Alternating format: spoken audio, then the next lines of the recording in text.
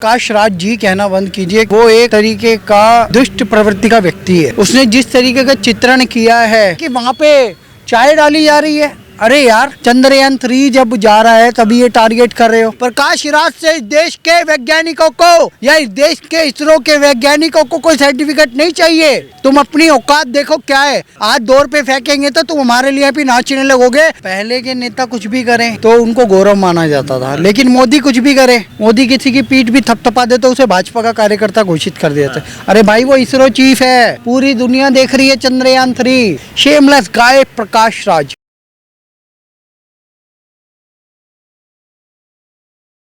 अच्छा, कैसे देख रहे हैं सर आप पूरे मामले को, जिस तरीके से प्रकाश राज जी ने इसरो के जो चंद्रयान का जो प्रोजेक्ट था उस पर एक टिप्पणी करी है अपने ट्विटर हैंडल के माध्यम से। एक तो प्रकाश राज जी कहना बंद कीजिए, क्योंकि वो एक तरीके का दुष्ट प्रवृत्ति का व्यक्ति है। उसने जिस तरीके का चित्रण किया है के सिवान का, जो हमारे ये जो चंद्रयान 3 के भी हेड हैं, जो हमारे इसरो के चीफ हैं, उनका देखो पूरा देश गर्व कर रहा है इस समय।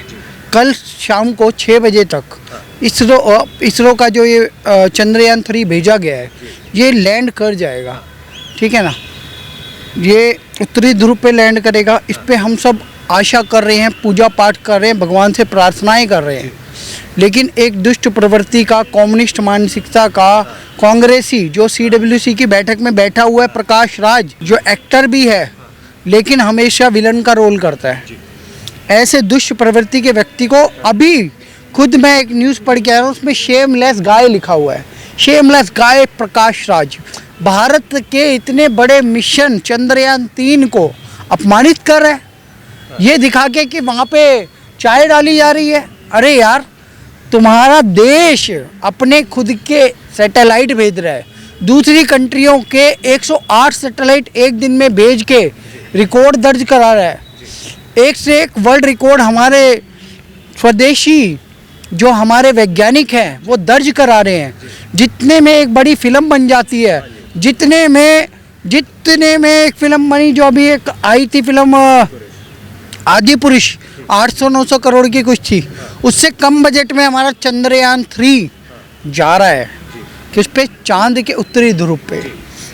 और एक बात बता दूं कि इस तरीके के प्रपंच और प्रोपेगेंडा कोई देशद्रोही गद्दार ही चला सकता है, या वो मानसिकता रखता है भारत विरोधी। तो इन्हीं टुकड़े टुकड़े गैंग के खिलाफ हम खड़े हुए हैं। ये भगवा वस्त्र इसलिए पहना हुआ है। और इन कम्युनिस्टों की औकात बिसात खत्म हो गई है पश्चिम बंगाल में, जल्दी खत्म हो जाएगी केरल में, त्रिपुरा में खत्म हो चुकी है। और इसी कम्युनिस्ट ने 2 से 3 चुनाव लड़े हैं। ये खुद हार चुका है बेंगलोर से, और ये बार बार ऐसे टुकड़े टुकड़े गैंग को समर्थन करता है। उमर खालिद को, शर्जील इमाम को, कन्हैया कुमार को, भारत की बर्बादी तक जंग रहेगी ऐसे नारे देने वाले गद्दारों को समर्थन देने वाले प्रकाश राज से इस देश के वैज्ञानिकों को, के सिवान को या इस देश के इसरो के वैज्ञानिकों को कोई सर्टिफिकेट नहीं चाहिए। तुम अपनी औकात देखो क्या है। आज दौर पे फेंकेंगे तो तुम हमारे लिए भी नाचने लगोगे। एक चीज और सामने आ रही है, प्रकाश राज जी ने भी यहाँ पर लोगों की बातों का जवाब दिया। वो कह रहे हैं कि ये जो मैंने पोस्ट किया, ये एक पुराने संदर्भ में था। 1969 के अंदर जो अमेरिका की जो पहली चंद्रमा की जो यात्रा थी, उसको टारगेट पर रखते हुए हमने नील आर्मस्ट्रांग के ऊपर ये संदर्भ, इसको मतलब हमने टारगेट किया था। इसको कैसे देख रहे हैं? अब आप कितना भी वो देते रहो, नील आर्मस्ट्रांग को तो मूछें नहीं थी, वो तो काले नहीं थे, उनके तो होठ उभरे हुए नहीं थे। के सिवान जी को तो मिलता जुलता है वो चेहरा, हम तो उसी पे कोट करेंगे ना। और आज के चंद्रयान 3 जब जा रहा है तभी ये टारगेट कर रहे हो, तो नील आर्मस्ट्रांग से हमें क्या लेना भाई। हम तो के सिवान को जो तुम बार बार अपमानित करने की कोशिश कर रहे हो, पहली बात ये कहते हैं दक्षिण भारत के लोगों को प्रमोट नहीं किया जाता।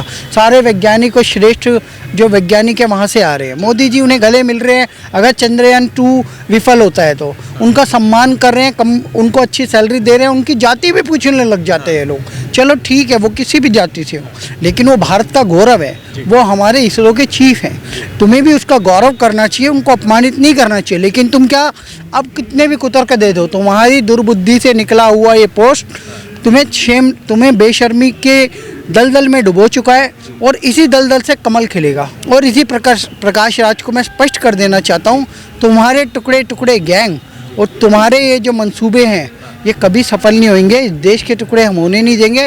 इस देश के गौरवशाली पुरुषों महापुरुषों का अपमान हम नहीं सहेंगे और हमेशा उनको सम्मान देते रहेंगे। प्रकाश राज, आप ध्यान रखिए, आप आगे भी हारेंगे, कम्युनिस्ट आगे भी हारे थे और तुम जैसे दुर्बुद्धि लोग, टुकड़े टुकड़े गैंग आगे भी हारते रहेंगे। तुम शर्जील इमाम के साथ जाओ, तुम जाओ उमर खालिद के साथ, तुम जाओ टुकड़े टुकड़े गैंग और जो लोग यहाँ जो बैठे थे शाहीन बाग में उनके साथ, लेकिन हम रहेंगे अपने वैज्ञानिकों के साथ, हमारे गौरव प्रधानमंत्री नरेंद्र मोदी जी के साथ और देश का मान बढ़ाने वाले हर भारतीय नागरिक के साथ। अच्छा, आपने अभी कांग्रेस की बात करी, आपने कहा प्रकाश राज जो है वो कांग्रेस के साथ जुड़े हुए हैं। वो अभी हाल ही में कांग्रेस के ही एक प्रवक्ता हैं अभिषेक सिंघवी, उन्होंने भी एक बयान जारी किया जिसमें वो कह रहे हैं कि जो इसरो की जो जीत है वो भारत की जीत है, इसरो भारत का गौरव है। और प्रकाश राज जी के जो ये बयान आया है इसकी हम निंदा करते हैं। कांग्रेस के प्रवक्ता और कांग्रेस के सीनियर जो नेता हैं अभिषेक मनु सिंघवी सुप्रीम कोर्ट के बड़े अच्छे वकील भी हैं। उन्होंने ट्वीट जो किया है वो यही कहा है कि जो आपने कोट कर दी है बात कि भाई ये देश के गौरव की बात है।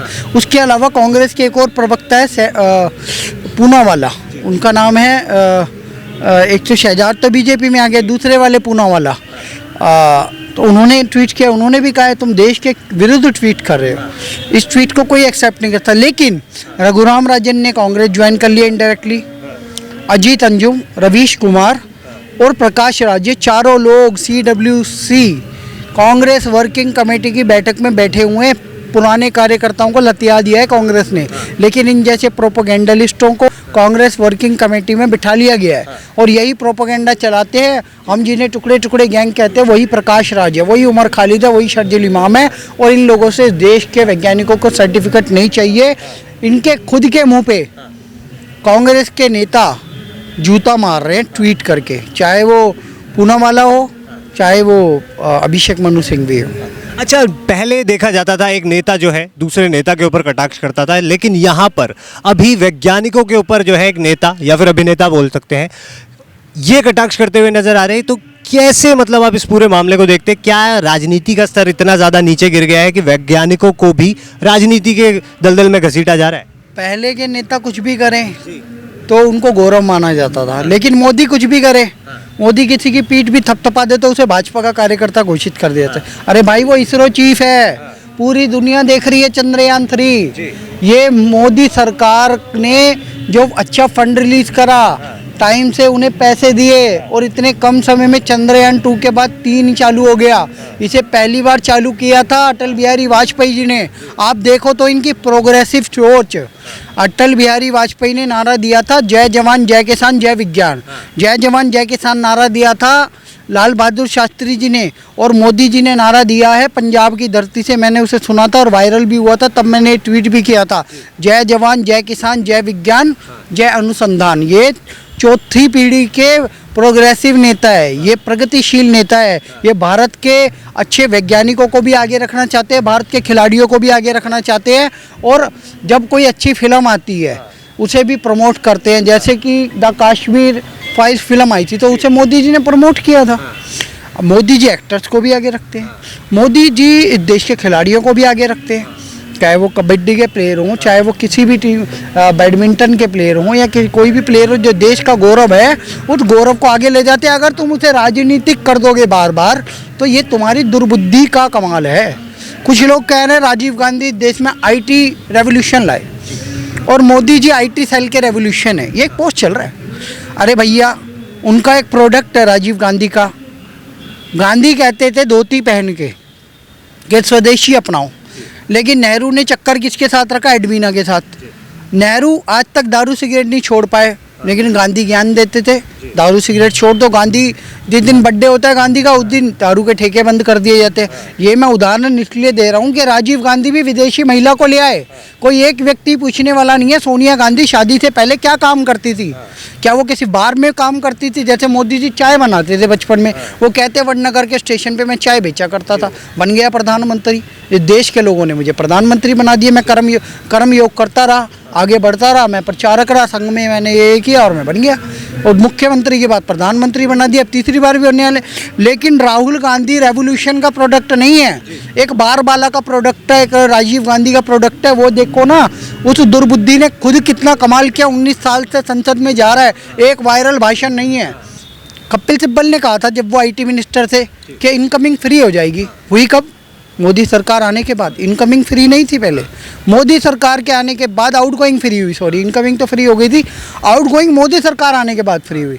तो हमें ये बात समझनी पड़ेगी कि कांग्रेस प्रोपेगेंडा है, कांग्रेस घोटालेबाज भ्रष्टाचारी पार्टी है, कांग्रेस परिवारवादी पार्टी है, कांग्रेस मुस्लिम तुष्टिकरण करने वाली पार्टी है। इसीलिए लाल किले से मोदी जी ने बोला कि हम लोगों की लड़ाई भ्रष्टाचार मुक्त भारत की है, परिवारवाद मुक्त भारत की है, हम लोगों की लड़ाई तुष्टिकरण राजनीति के मुक्त भारत की है। और ये मोदी जी प्रामाणिक रूप से कर रहे हैं। 2024 में मोदी जी आएंगे, प्रकाश राज जैसे लोगों के प्रपंच नहीं चलेंगे, कांग्रेस मुक्त भारत होएगा। और ये तथाकथित डाउट वाला जो डोट वाला इंडिया बना है, इसको देश की जनता नकार देगी।